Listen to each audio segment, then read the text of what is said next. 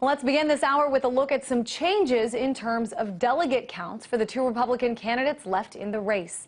Over the weekend, Ron Paul scored big time at the Maine and Nevada Republican conventions. Paul got 18 of the 24 delegates at stake in Maine and 22 of the 25 in Nevada. Those numbers, of course, a little fluid, and we may not know the actual totals until the Republican convention in August.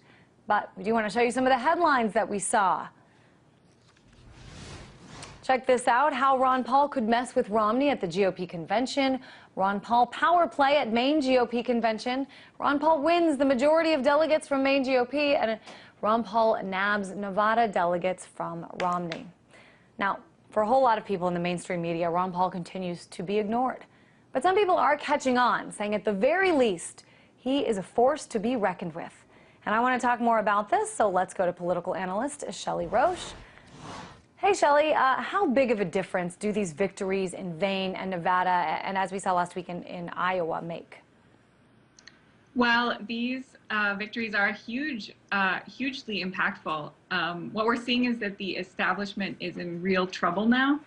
One of their primary go-to arguments against Ron Paul has always been that he's unelectable and that a vote for Ron Paul is a wasted vote. And what we're all seeing this weekend is that this is just not the case. Ron Paul supporters are greater in number, more passionate, and what we saw this weekend, more organized than anyone in the political establishment has given them credit for. And just to put it plain and simple, I do want to put a map up on the screen, kind of showing the breakdown of the states as of now and who's won them. This map that we're showing, Ron Paul is in the red there, and 11 states have gone to him. Romney is in the blue, and then, of course, Santorum and Gingrich no longer in the race. They've only got a few states each anyways. So when you take a look at a map like this, you got to ask, you know, is this contest really totally over, as a lot of people are saying? No, it's absolutely not still over. You know, they're a clear signal that despite, you know, the establishment's control of the mainstream media and their unlimited resources, and, you know, that they'd have you believe that the race is over and that Romney is a shoo-in, we're seeing that a growing number of Americans are actually starting to think differently and ask questions, and they're expressing their dissatisfaction with our political system by getting out there and you know, supporting a candidate like Ron Paul. Over the weekend in Nevada, there was some interesting claims made. I want to play something for you, and then we'll talk about it.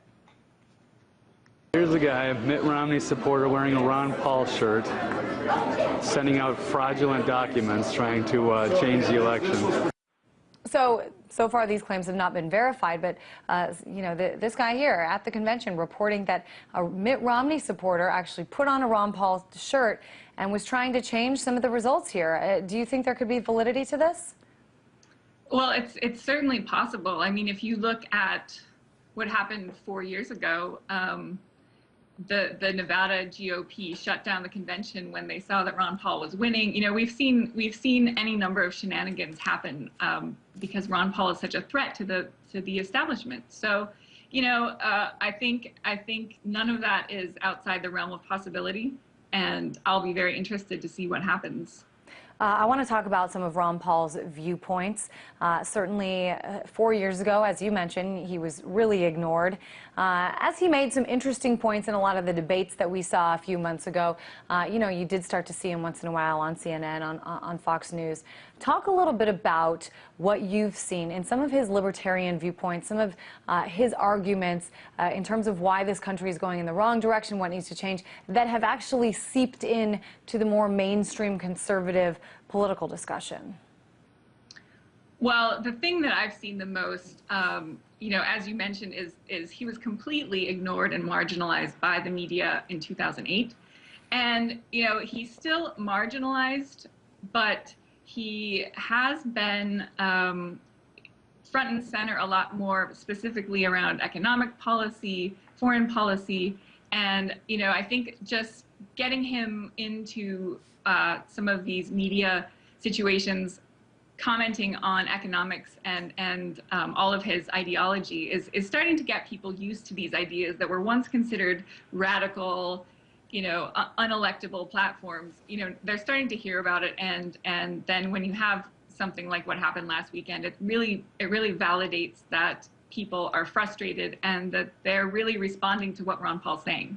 And Shelly, if you look at some of the recent polls in the presidential election, the campaign, I've been seeing in the last few days dead heat between Romney and Obama. But what happens if Mitt Romney loses some of those people who right now are supporting Ron Paul? What if, they don't show up to the polls? Do you think that it would still be a dead heat? Well, I think if the worst case scenario, if Romney, goes all the way and things in Tampa, we don't see any challenge by Ron Paul supporters, I think he's still going to have to adopt some of Ron Paul's more accepted ideologies into his platform, because what the GOP has seen is that these kind of libertarian, independent, dissatisfied voters are not being served by the Republican Party. And so if he wants a chance to get those voters and to, have a shot against Obama, he's going to have to change his platform enough so that he will appeal to those people as well. And Shelly, when we talk about the convention coming up in Tampa in August, there's a lot of things that people aren't really sure of. I mean, this strategy that we're seeing right now with Ron Paul, with sort of building up the delegate counts, these sort of arcane rules.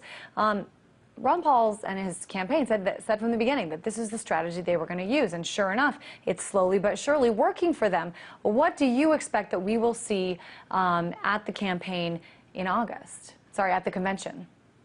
Oh, I absolutely expect to see fireworks. I think Ron Paul supporters are so passionate and they're so engaged, and they learned so much in 2008 that we're already seeing better organization, more sophistication, and really, the execution of this campaign strategy has been so successful, despite all of the media blackout and all of that, that it's really encouraging. And I think we're going to see at the convention, it's going to come to a head, and we're going to have some coverage. There's going to be a debate, and that's really going to benefit the country.